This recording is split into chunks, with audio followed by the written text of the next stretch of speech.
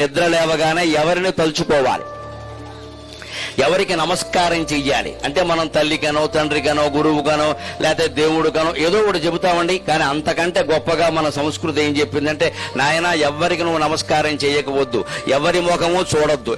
ఎందుకంటే ఎవరి ముఖమైనా చూస్తే మనం ఏమంటాం, ఆ వేళ మంచి జరిగిందనుకో పర్వాలేదు వాళ్ళకి చెప్పాం, కానీ ఏదైనా చెడు జరిగిందనుకో పొద్దున్నే కనిపించింది పనికిమాలిన ముఖం అందుకే జరిగిందంటాం. మనం తక్కువ వాళ్ళం కాదు. మనం మనకి ఏదైనా చెడు జరిగితే పొద్దున్న ఎవరు కనపడ్డారో వాళ్ళ మీద పెట్టేస్తామండి. నిజానికి ఆలోచించండి, ఈ దేశపు యువతరం నీకు పొద్దున్న ఎవడో కనపడడానికి నీకు పనులు జరగడానికి ఏమైనా సంబంధం ఉందా? ఈ శకునాలు, బల్లిపాట్లు, పిల్లి కోతలు ఇవన్నీ మానేయగలిగితేనే మనం బాగుంటాం. ఖచ్చితంగా ఈ గుడి నమ్మకాలు పోగొట్టుకోగలిగితేనే మనం బాగుంటాం. మన జీవితాన్ని నిలబెట్టేవి రెండు. ఒకటి ఆత్మవిశ్వాసం, రెండు పరమాత్మ విశ్వాసం. ఒకటి ఆత్మవిశ్వాసం, రెండు పరమాత్మ విశ్వాసం.